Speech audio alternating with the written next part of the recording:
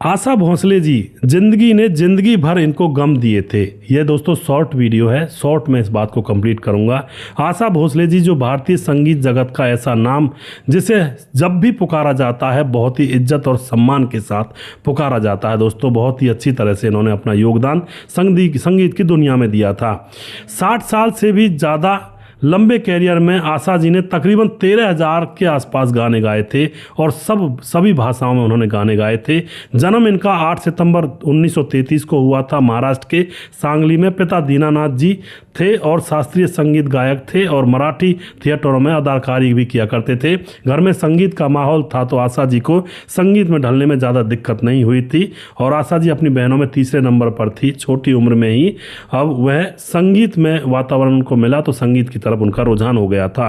आशा जी जब पहली बार स्कूल गई थी तो एक वाक्य मैं बताना चाहता हूँ।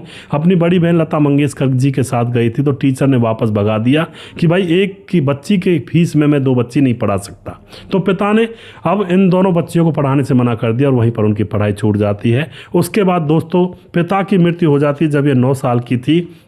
दुखों का पहाड़ इनके ऊपर टूट जाता है। सारा घर का अब जो भी जिम्मेवारी है बड़ी बहन लता जी के कंधों पर आ गई थी। लता मंगेशकर जी 14 साल की उम्र में फिल्मों में गाना गाने लगी थी और उनके नीचे एक काम किया करता था सेक्रेटरी गणपत राय, जिसकी उम्र थी 32 साल। अब इन दोनों बहनों के बीच में अनबन कैसे हो जाती है, यानी कि दोनों एक दूसरे के प्रति खिलाफ कैसे हो जाती हैं, क्योंकि उस समय आशा जी 16 साल की थी और उन्होंने अपनी बड़ी बहन के सेक्रेटरी यानी कि लता मंगेशकर जी के सेक्रेटरी गणपत राय के साथ शादी कर ली। इससे आशा जी बिल्कुल उनसे बोलना बंद कर देती हैं, दूरियां बढ़ जाती हैं। 3 बच्चे होते हैं गणपत जी के साथ इनके, एक हेमंत, आनंद, वर्षा। और हेमंत जी जो कि पायलट भी रह चुके हैं, म्यूजिक डायरेक्टर भी बन चुके हैं, और आनंद जी जो कि विदेश में रहते हैं, और वर्षा इनकी बेटी थी। पर कुछ सालों के बाद दोस्तों पति से विवाद के बाद तलाक हो जाता है और तलाक के बाद आशा जी ने खूब संगीत की दुनिया में मतलब एक तरह से कहते हैं ना तरासना संगीत की दुनिया में चालू कर दिया था। गाने वाने अच्छी तरह से गाए थे। सचिन देव और ओपी नैयर जी ने बहुत साथ दिया था जबकि ये लता जी के अपोजिट में थे, और सज्जाद हुसैन ने इनको संगीत सिखाया था। उसके बाद दोस्तों अब वह दौर भी आया जब बड़ी हीरोइनें इनको अपने गानों में गीत गलवाना चाहती थी। अब पति गणपत राव का निधन हो जाता है तो यहाँ से टूट जाती हैं।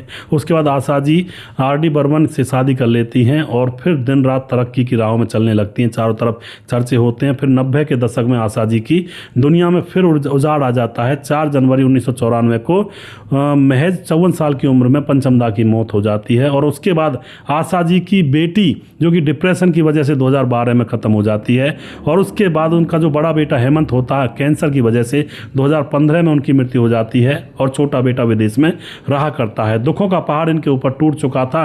बच्चे सब छोड़कर जा चुके थे। लता जी अब अकेली रह जाती है, लेकिन उनकी बड़ी बहन से नाराज़गी टूट जाती है तभी जब इनको बच्चे पैदा हो गए थे।